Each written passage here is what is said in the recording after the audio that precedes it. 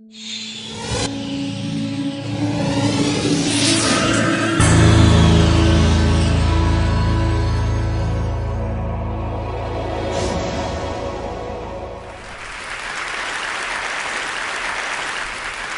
else.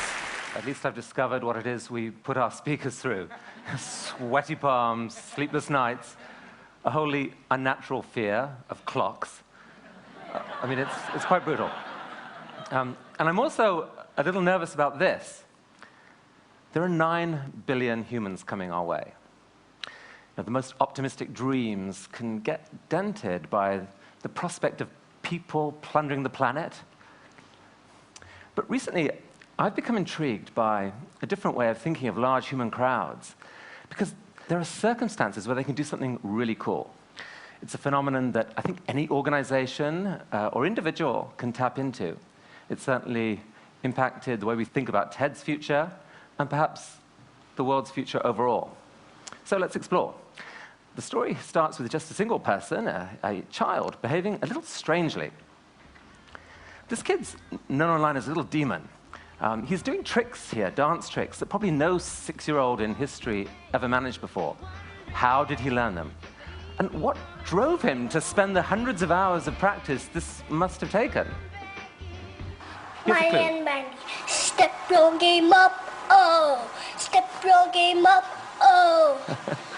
So that was sent me by this man, a filmmaker, Jonathan Chu, who told me that was the moment he realized the internet was causing dance to evolve. This is what he said at TED in February. I mean, in essence, dancers were challenging each other online to get better. Incredible new dance skills were being invented. Even the 6-year-olds were joining in. I mean, it felt like a revolution. And so John had a brilliant idea. He went out to recruit the best of the best dancers off of YouTube to create this dance troupe, the League of Extraordinary Dancers, the LXD.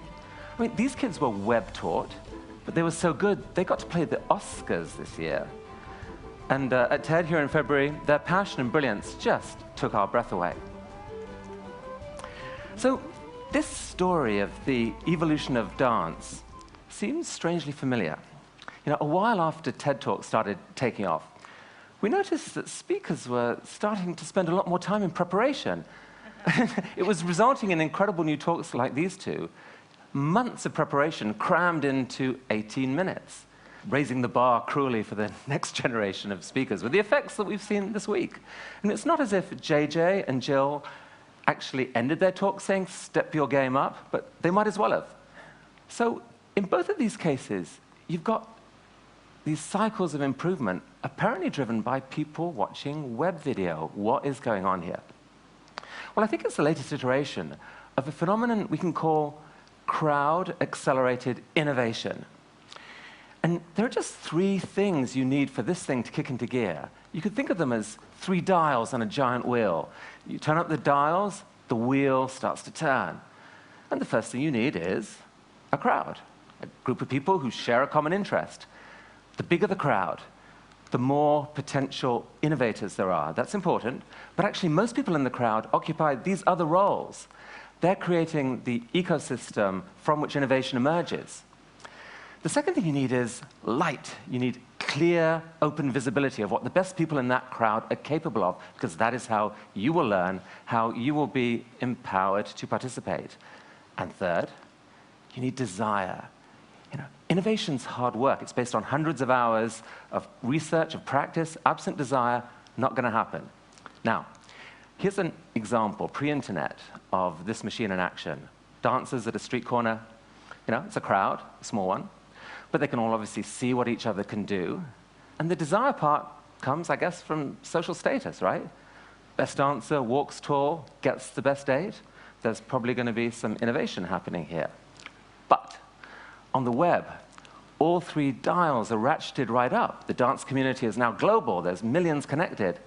And amazingly, you can still see what the best can do. Because the crowd itself shines a light on them, either directly through comments, ratings, email, Facebook, Twitter, or indirectly through numbers of views, through links that point Google there. So it's easy to find the good stuff. And when you found it, you can watch it in close-up repeatedly and read what hundreds of people have written about it. That's a lot of light. But the desire element is really, dialed way up. I mean, you might just be a kid with a webcam, but if you can do something that goes viral, you get to be seen by the equivalent of sports stadiums crammed with people. You get hundreds of strangers writing excitedly about you. And even if it's not that eloquent, and it's not, it can still really make your day.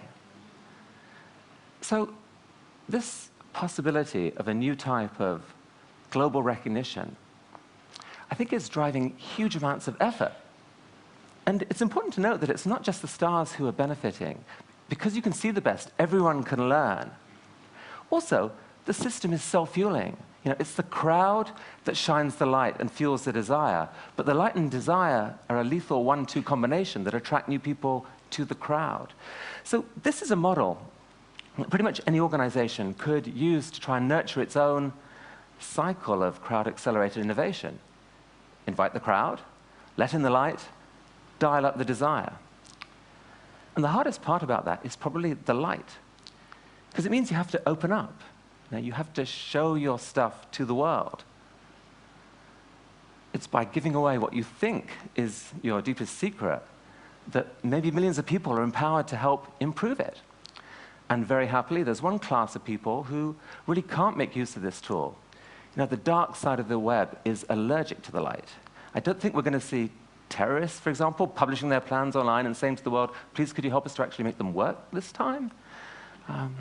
But you can publish your stuff online, and if you can get that wheel to turn, look out. So at TED, we've become a little obsessed with this idea of openness. In fact, my colleague June Cohen's taken to calling it radical openness, because it works for us each time. We opened up our talks to the world, and suddenly there are millions of people out there helping spread our speakers' ideas, and thereby making it easier for us to recruit and motivate the next generation of speakers.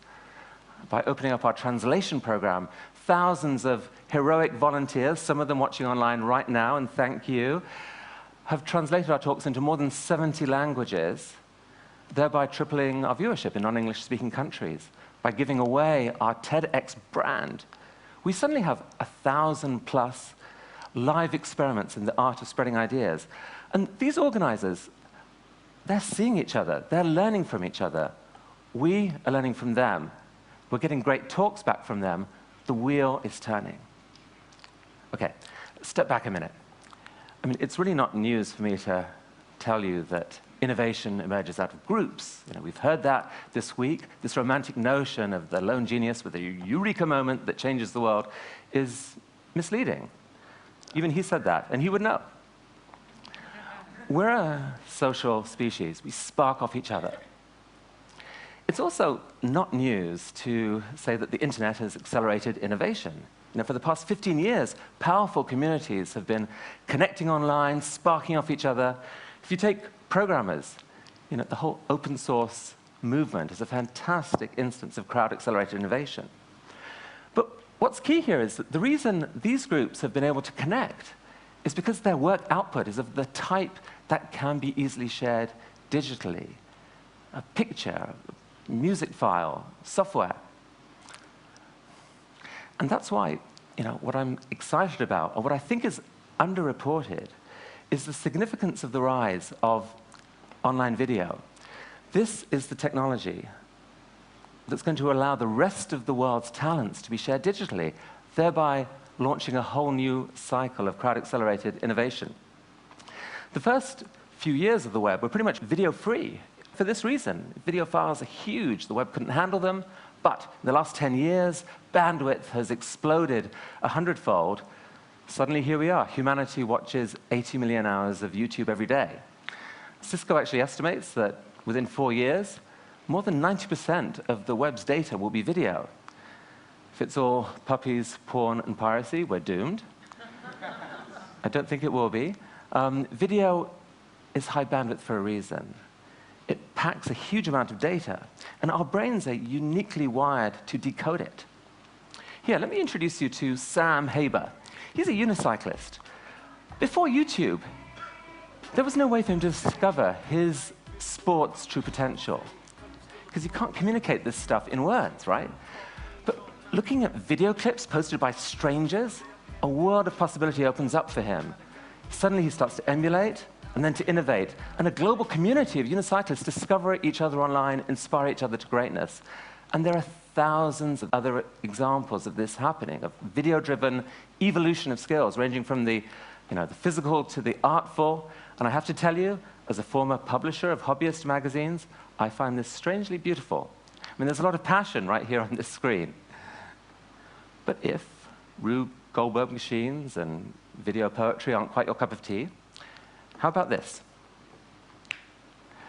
Jove is a website that was founded to encourage scientists to publish their peer-reviewed research on video. There's a problem with a traditional scientific paper. It can take months for a scientist in another lab to figure out how to replicate the experiments that are described in print. Here's one such frustrated scientist, Moshe Pritzker, the founder of Jove. He told me that the world's wasting billions of dollars on this. But look at this video. I mean, look, if you can show, instead of just describing, that problem goes away. So it's not far-fetched to say that at some point, online video is going to dramatically accelerate scientific advance. Here's another example that's close to our hearts at TED, where video is sometimes more powerful than print, the sharing of an idea. Why do people like watching TED Talks? All those ideas are already out there in print. It's actually faster to read than to view. Why would someone bother? Well, obviously there's some showing as well as telling. But even leaving the screen out of it, there's still a lot more being transferred than just words. And it's in that nonverbal portion, there's some serious magic. Somewhere hidden in the physical gestures, the vocal cadence, the facial expressions, the eye contact, the passion, the kind of awkward British body language, the sense of how the audience are reacting. There are hundreds of subconscious clues that go to how well you will understand and whether you are inspired. Light, if you like, and desire. Incredibly, all of this can be communicated on just a few square inches of a screen. Reading and writing are actually relatively recent inventions. Face-to-face communication has been fine-tuned by millions of years of evolution. That's what's made it into this mysterious, powerful thing it is. Someone speaks, there's resonance in all these receiving brains, the whole group acts together. I mean, this is the connective tissue of the human superorganism in action. It's probably driven our culture for millennia. 500 years ago, it ran into a competitor with a lethal advantage. It's right here. Print scaled. The world's ambitious innovators and influencers now could get their ideas to spread far and wide. And so, the art of the spoken word pretty much withered on the vine. But now, in the blink of an eye, the game has changed again. It's not too much to say that what Gutenberg did for writing, online video can now do for face-to-face communication. So that primal medium, which your brain is exquisitely wired for, that just went global. Now, this is big. we may have to reinvent an ancient art form. I mean, today, one person speaking can be seen by millions, shedding bright light on potent ideas, creating intense desire for learning and to respond, and in his case, intense desire to laugh. For the first time in human history, talented students don't have to have their potential and their dreams written out of history by lousy teachers. They can sit 2 feet in front of the world's finest. Now, TED is just a small part of this. I mean, the world's universities are opening up their curricula.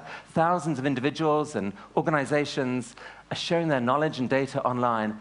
Thousands of people are figuring out new ways to learn and, crucially, to respond, completing the cycle.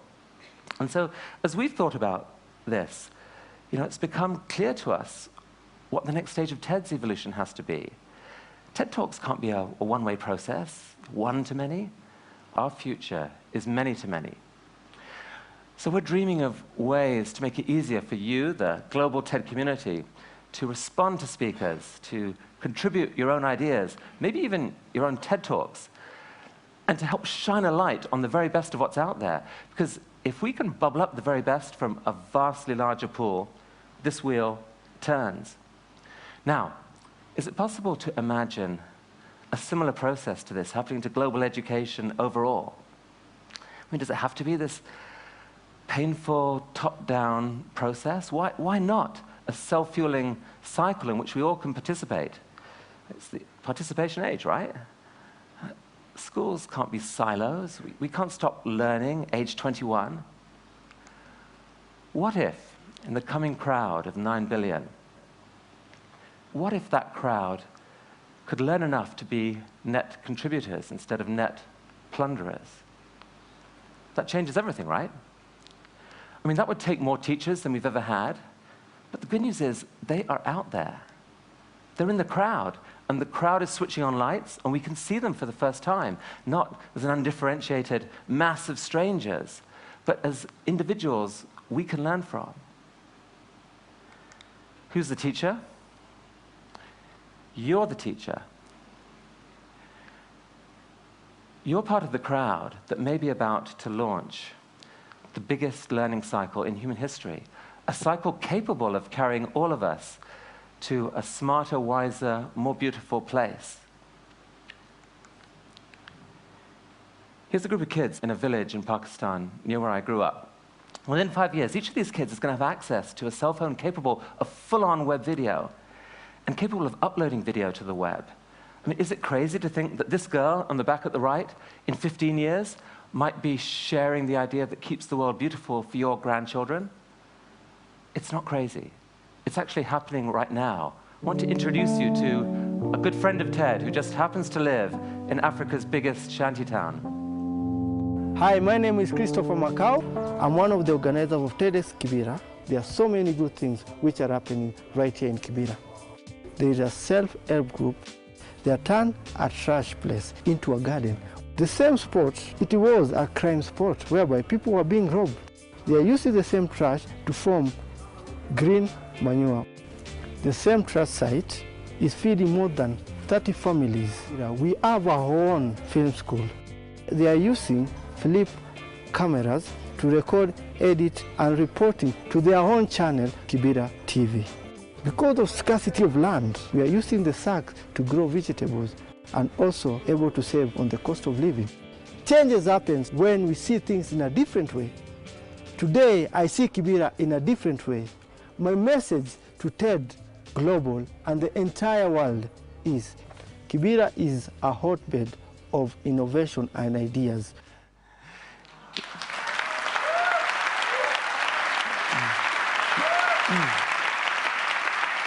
You know what? I bet Chris has always been an inspiring guy. What's new, and it's huge, is that for the first time, we get to see him, and he can see us. Right now, Chris and Kevin and Dennis and Dixon and their friends are watching us in Nairobi right now. Guys, we've learned from you today. Thank you, and thank you.